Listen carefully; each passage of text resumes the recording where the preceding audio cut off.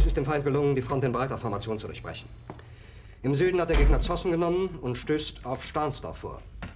Der Feind operiert jetzt am nördlichen Stadtrand zwischen Frohnau und Pankow. Und im Osten ist der Feind bis zur Linie Lichtenberg-Marsdorf-Karlshorst gelangt.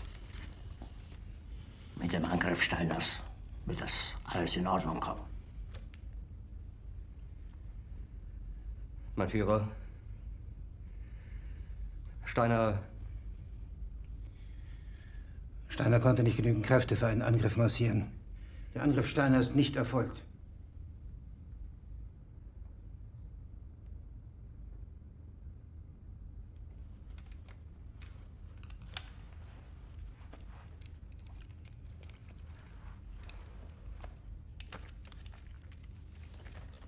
Es bleiben im Raum Keitel, Jodl, Krebs und Burgdorf.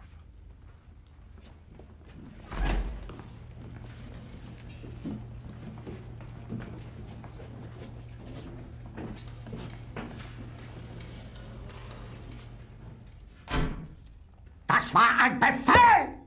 Der Angriff Steiners war ein Befehl! Wer sind Sie, dass Sie es wagen, sich meinem Befehl zu widersetzen?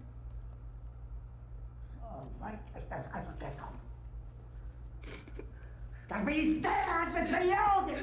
Jeder hat mich belogen, sogar die SS! Die gesamte Generalität ist nichts weiter als ein Haufen niederträchtiger, treuloser Feiglinge! Mein Führer, ich kann nicht zulassen, dass die Soldaten, die für Sie verbringen... Nicht als Feiglinge! Verreiter, Versager! Mein Führer, was Sie da sagen, ist ungeheuerlich. Die Generalität ist das Geschmeiß des deutschen Volkes! Sie ist ohne Ehre!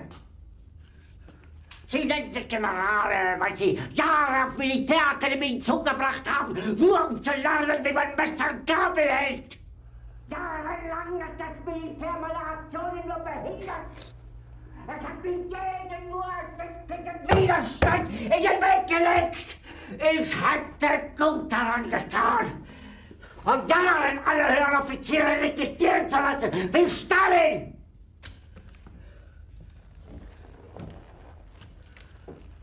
Ich war nie auf einer Akademie. Und doch habe ich allein auf mich gestellt, ganz Europa erobert. Verräter!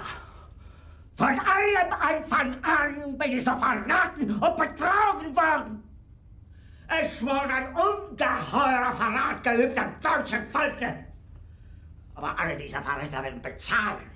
Mit ihrem eigenen Blut werden sie bezahlen. Sie werden es saufen in ihrem eigenen Blut. Bitte gerne. Jetzt beruhig dich doch.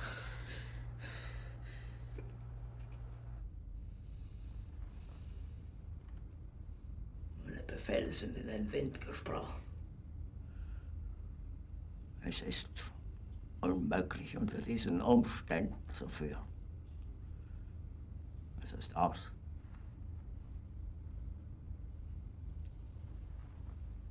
Der Krieg ist verloren.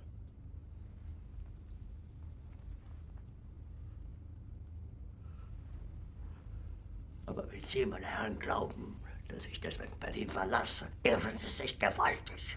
Eher jage ich mir eine Kugel durch den Kopf.